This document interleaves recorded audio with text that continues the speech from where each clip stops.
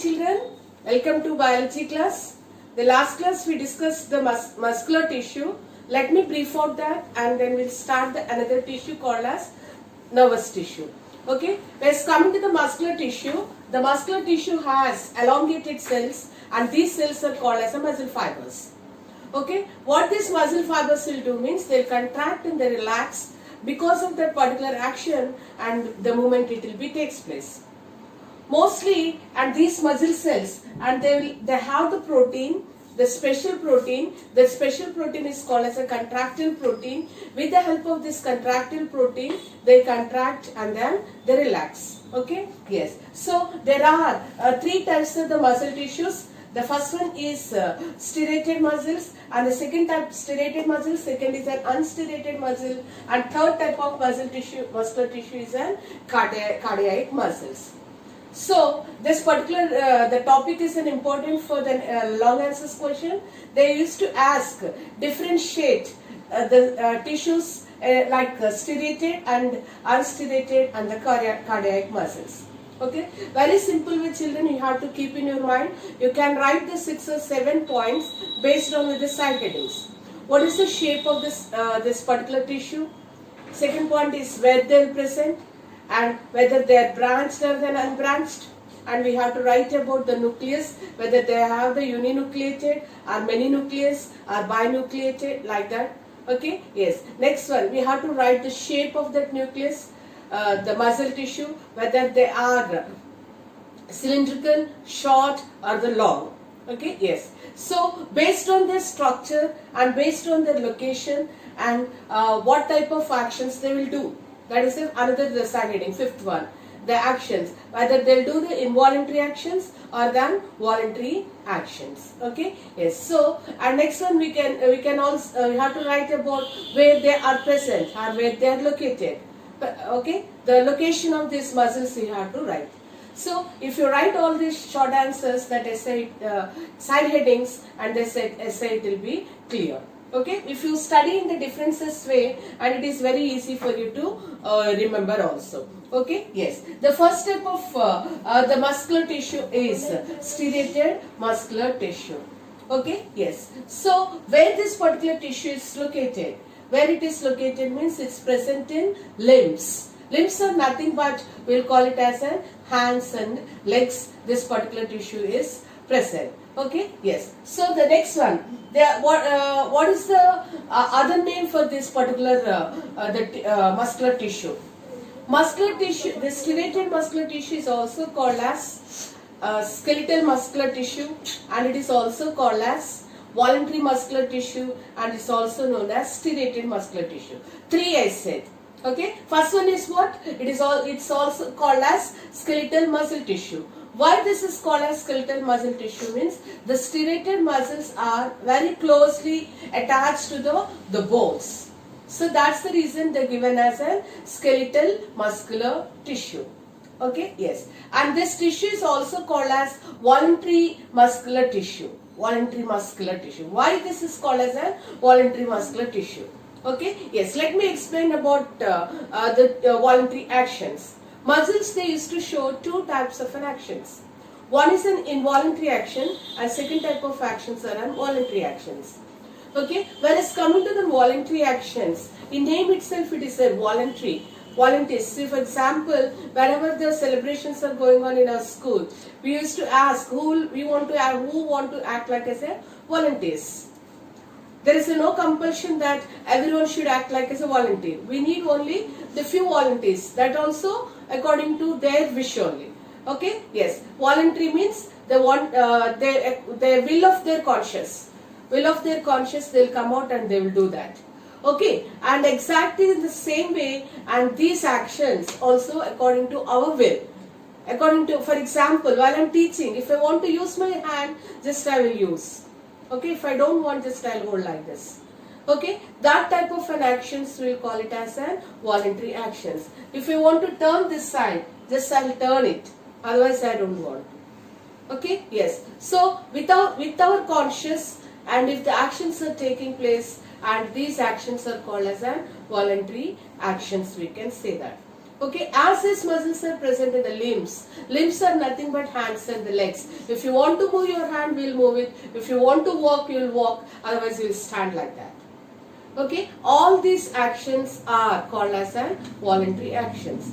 Let me explain about the second type of actions, involuntary. Involuntary means opposite to the consciousness. Will of consciousness, I said voluntary. Involuntary means not with our conscious. Unknowingly, without our knowledge. Without our knowledge, continuously these actions it will be that takes place. Such an actions are called as an involuntary actions. The actions which are not in our control. Example for these involuntary actions, heartbeat. Can you control your heartbeat?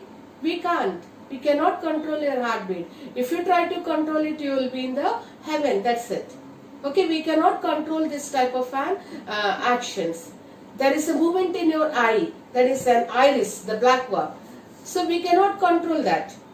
Okay, and alimentary canal movement. When once you swallowed your food, can you stop your the movement of this food? No. So all these actions will come under the involuntary actions. Children, don't forget this particular definitions. The voluntary actions are with our consciousness, will of conscious, we can say that. Involuntary actions are without our consciousness, without our knowledge. Okay, these actions continuously they will take place in the body. That's the main difference between involuntary and voluntary actions. Whereas coming to these striated muscles, as these muscles are located in the limbs, and so this muscles shows their voluntary actions. Okay, yes. How these muscles it will be present? Let me explain based on this particular diagram. Okay, this is called as a striated muscles. Why this is called as a striated muscle means because it has a striations like this. Okay, I hope you observe this particular diagram. The striations also how they are presented here, alternated bands. Okay, and these are called as an alternate bands. See, there is a dark band here. One dark band is striations are there, and this is a light band. Okay, and this is a dark band. Okay, yes, dark band, light band, dark light, dark light, dark light, like that. So alternative bands. Alternative bands we'll see in this particular muscle. Okay, alternative striations we can say that. That because of this striations only, this muscle is called as a striated muscles. Three types is said, children, here. Okay, one is as these muscles are attached to the bones or close to the bones of the skeletal system, and this is called as a skeletal muscle. As these muscles are showing as involuntary actions, and these muscles are also called as involuntary muscles, and that as these muscles are having striations, and these striations are also arranged in an alternative bands. One is a dark and one is a light band. That's the reason, and this muscle is also given the name as striated muscle. Is it clear? Yes. So then how this particular structure it is a long in nature. Okay, and the next one is called, it is a cylindrical shape, long cylindrical shape. Okay, yes. So next one I said either branched or unbranched, and we don't find any branches here.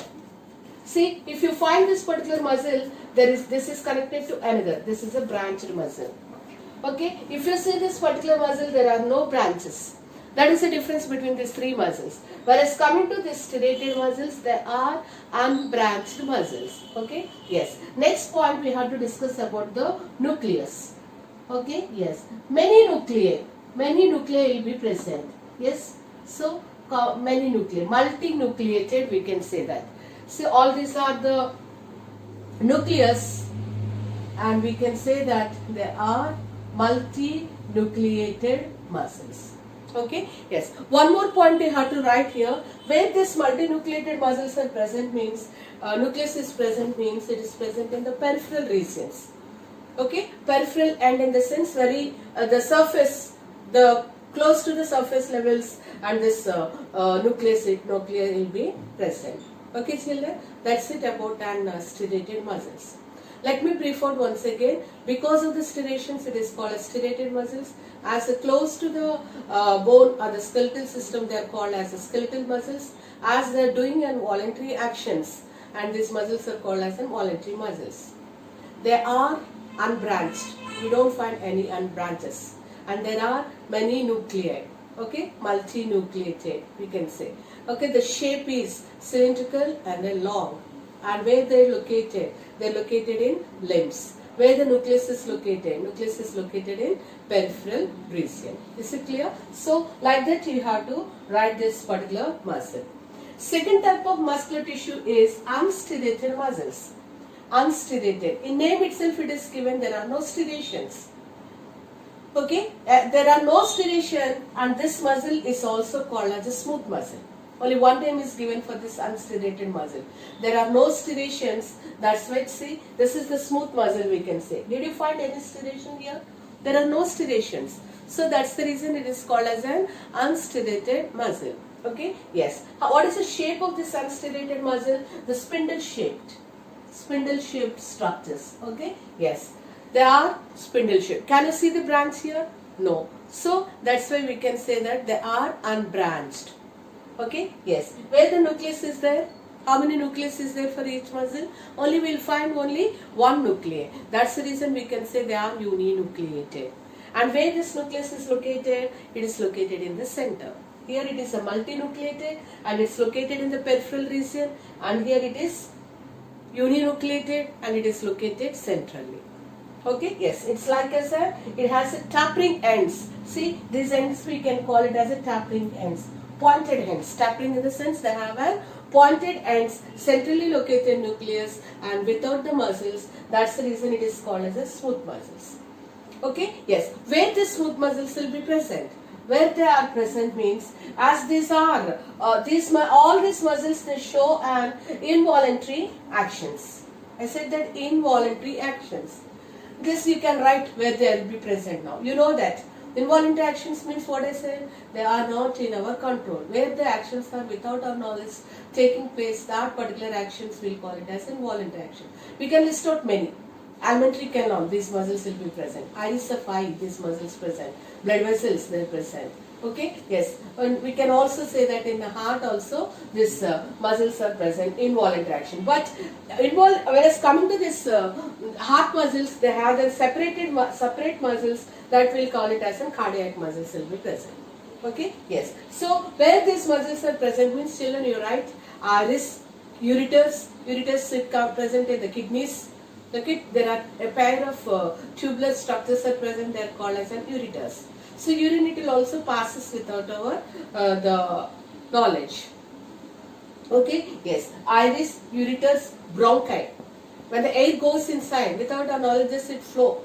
Okay, trachea to bronchi, bronchi to lungs, alveoli, like that. Okay, yes. So bronchi of the lungs, and it is also present in an alimentary canal, in blood vessels. Okay, let me repeat where they are present. One is the blood vessels, second one is an alimentary canal, and third one is ureters, and the fourth one is bronchi of lungs. Okay, and fifth we can say is an iris of eye. So, and these muscles are no striations, we'll call as smooth muscles, and nucleus is centrally located. Okay, and there are unbranched, we don't find any branches. Okay, next, third one, if you come, that the third one is an cardiac muscles. They're specially meant for only heart. Okay, what type of muscles we are seeing in? Heart means you have to write the cardiac muscles. Otherwise you can say heart is made up of cardiac muscles. Okay, yes. So, we were coming to this cardiac muscles. So, see, these muscles are branched muscles. Okay, these muscles are, we can see many branches. Each cardiac muscle has, each branch will find only one nucleus. So, we can say uninucleated. Okay, and next one we can say very light striations we'll see. Not just like how this striations will be present. Very light, little striations only will observe in this particular muscle. Okay, yes. What is the function of this muscles means rhythmatically they show contractions and relaxations. That's in simple language we can say lub dub, lub dub. Otherwise we can say systolic and diastolic movements or contraction and an expansion movements we can say. The rhythmatic contractions and the relaxations will be possible with the help of this cardiac muscles. Okay, how this rhythmatic contractions it will be takes place means with the help of an intercalary discs. Intercalary, see each one is branched as I know, and they are connected by our intercalary discs, we can say that. Okay, they was come into the shape, they are cylindrical, and these structures are branched structures. Okay, these are branched and they show all the involuntary actions, and nucleus is centrally located.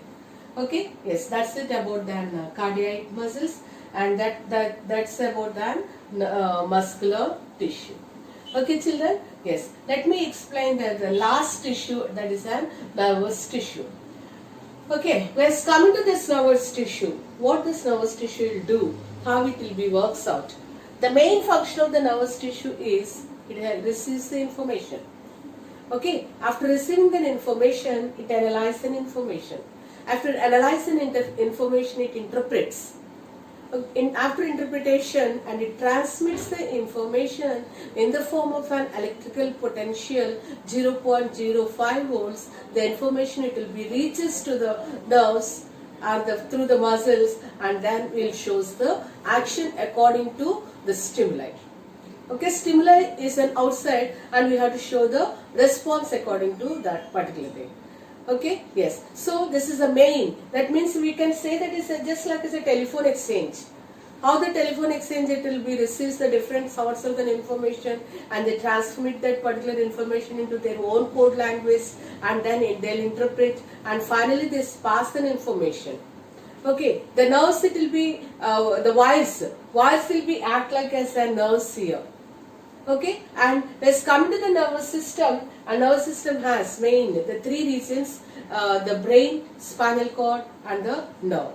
With the combination of these three different parts, and this entire process it will be takes place, and then we can able to show our responses according to the stimuli. Is it clear, children? Yes. Let me explain about the nervous tissue. How this the tissue shows its actions. Okay. Yes. So we learn through the diagrammatic way. We learn this particular the topic. Okay. Let's come into this nerve system. The topic is nervous system. Okay. Yes. First one, we can say that the cells which are present in the nervous system are called nerve cells.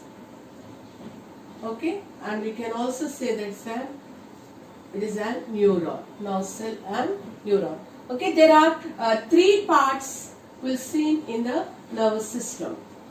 Okay, what are the three parts? Means the first one is cell body. Okay, the second one is we have to study about dendrites, and the third is axon. About these three we have to study. Okay, first one is cell body, second is dendrites, and third one is an axon. Okay, yes. Let me draw the diagram. Whereas coming to this cell body, okay, this is the cell body. Inside these are just like as a tree branches will be present, and these are called dendrites. Okay.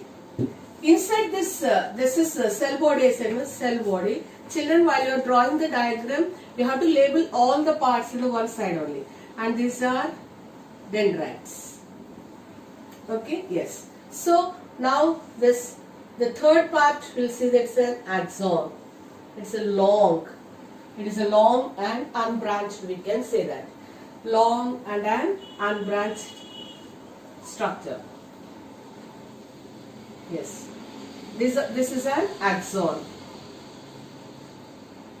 Okay. Now axon is covered with, this is myelin sheath, just like as a cover. These are the nerve terminals. Like this we can see. This is an myelin sheath. What is this sheath called? Myelin sheath. Okay, this gap is called nodes of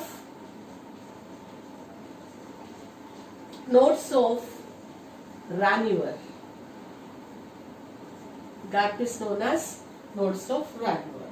Okay, this is the main, the stock. This is important for the short note children. Long answer question is striated, unstriated, and cardiac muscle differentiation. And a 3 marks question we can say this one. Draw the nerve cell and write it functions of this 3 parts. Okay, yes. Let me explain about the cell body. What is called as a cell body? What are other parts present in the cell body?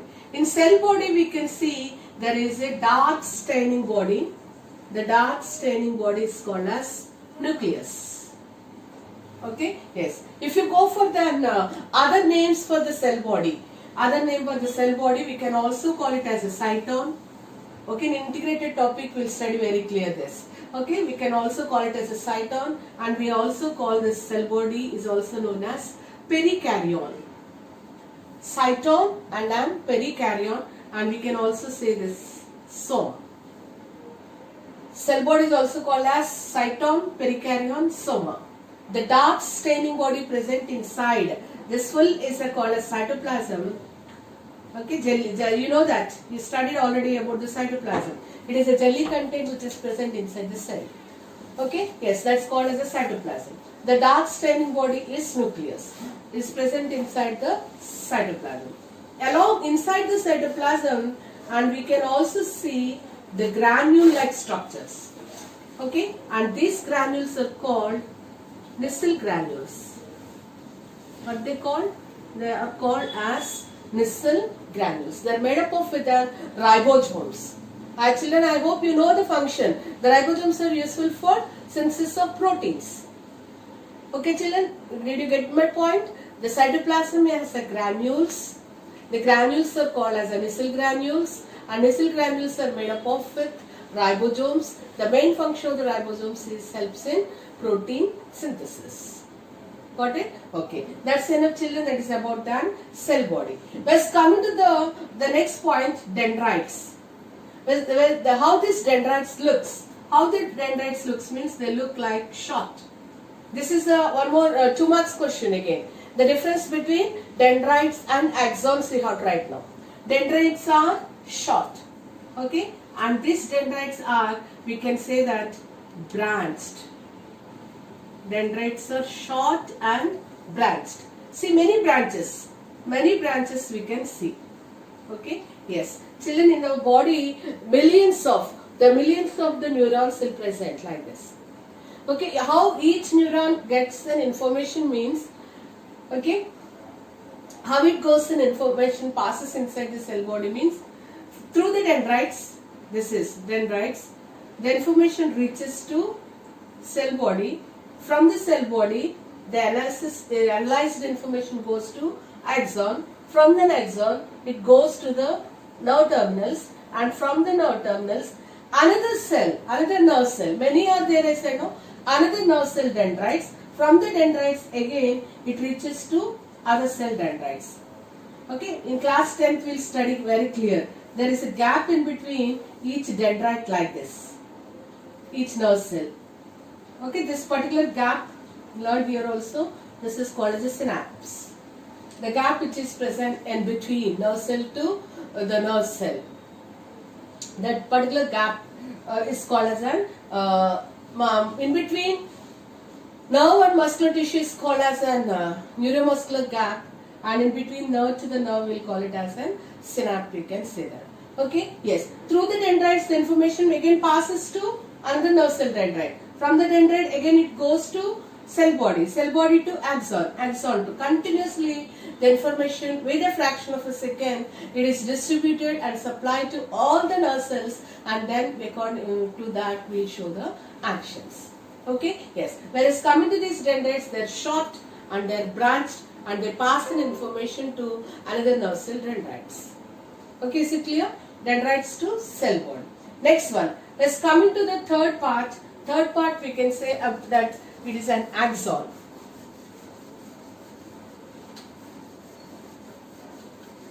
Okay, yes. Let's come into the axon. Axon is covered. It's covered by sheath. Okay, what is that particular sheath means? That sheath is called myelin sheath. Okay, yes. What is the main function of this myelin sheath means? It prevents leakage of the leakage from the nerve cell. Okay, it is as these impulses are traveling. I already said that all these electrical impulses, information, it will be processed and it will be passes in the form of an electrical impulses. Electrical 0.05 volts of electrical impulses, it will be passes in the body. Okay, yes, but we are not seeing any leakage. We are not seeing any short circuit inside the body. The reason is here, the axon is protected by the sheath. That's called as a myelin sheath, we can say. Otherwise, you can also say that myelinated sheath. Okay, yes, myelinated sheath main function is prevents leakage. Myelin sheath prevents leakage. Okay, yes, leakage of electrical impulses, we can say that. Yes. So another structure we can, another part we can have to learn here, nodes of Ranvier. What's the main function of this nodes of Ranvier means? It protects the myelin sheath. For example, if the myelin sheath is attached like this, what will happen? It collapses its structure. Okay, whenever there are gaps like this, so these are only the gaps, no? Yes, whenever there is a gap,